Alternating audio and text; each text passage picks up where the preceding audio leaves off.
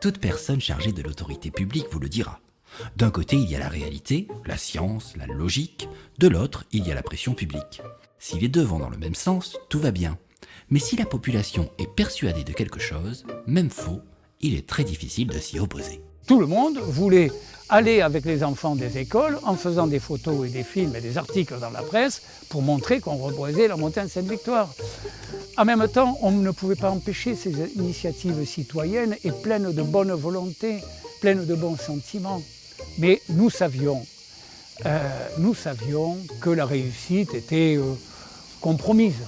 C'est vrai que beaucoup d'entre nous pensent que la forêt, c'est simplement de la terre avec des arbres dessus. Et que si les arbres brûlent, il suffit d'en replanter. Mais en fait, ça ne se passe pas comme ça. On va vous expliquer. D'abord, la terre n'est pas partout pareille. Et il y a des terres de qualité différentes. Il y a aussi plus ou moins de cailloux, des rochers. Et le plus important, l'eau ne passe pas partout de la même façon. Parfois elle s'attarde, d'autres fois elle ne fait que passer ou ne passe pas du tout. Si vous plantez partout le même arbre, il ne poussera que là où la terre et l'eau dont il a besoin sont disponibles. On a planté 125 000 arbres dans les premières années, là, les 3 ou 4 premières années. Qu'on a suivi, on a un fameux tableau Excel où on regarde ces arbres et on reconnaît qu'il n'y en a plus que 25% qui existent encore. Pour régler ce problème, la nature a inventé la dissémination. Grâce aux oiseaux, aux rongeurs, aux insectes et même au vent, toutes les graines de tous les arbres se mélangent sur le sol. Quelle que soit la qualité de la terre ou la quantité d'eau, il y aura forcément une plante ou une espèce d'arbre qui trouvera son bonheur.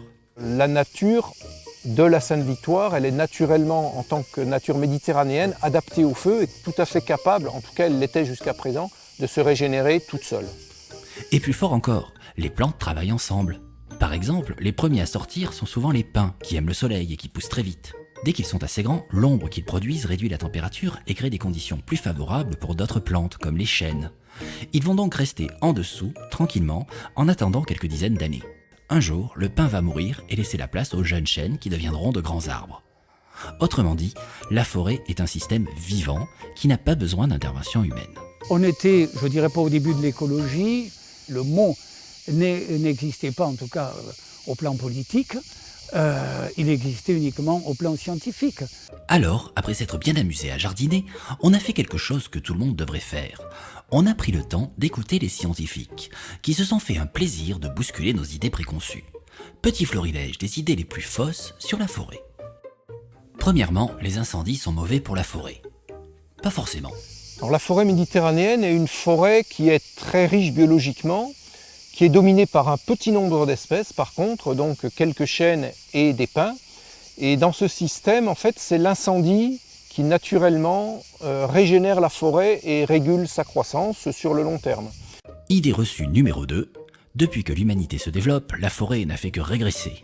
C'est faux. En Provence, et depuis la fin du XVIIIe siècle, la progression des espaces aujourd'hui forestiers a progressé de plus de 400%.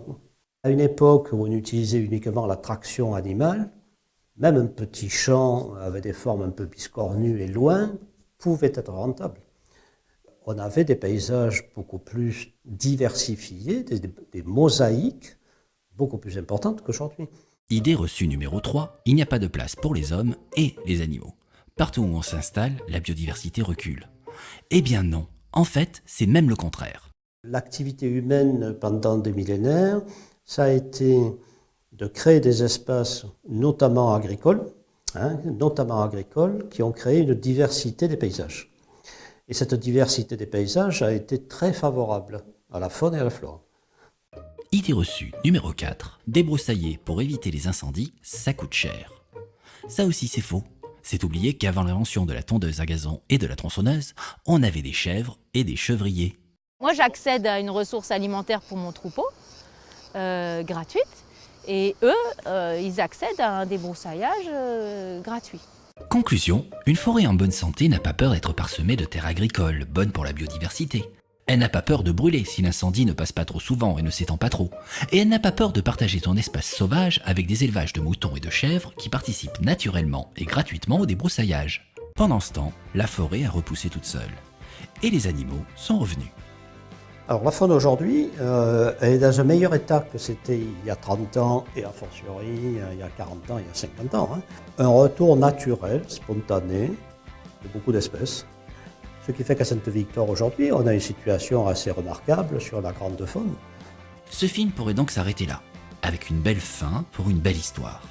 Une catastrophe qui oblige les hommes à s'unir, de la science au service de la nature, le tout inspiré par un génie de la peinture. Malheureusement, l'histoire n'est pas finie, et une nouvelle catastrophe est en train d'arriver.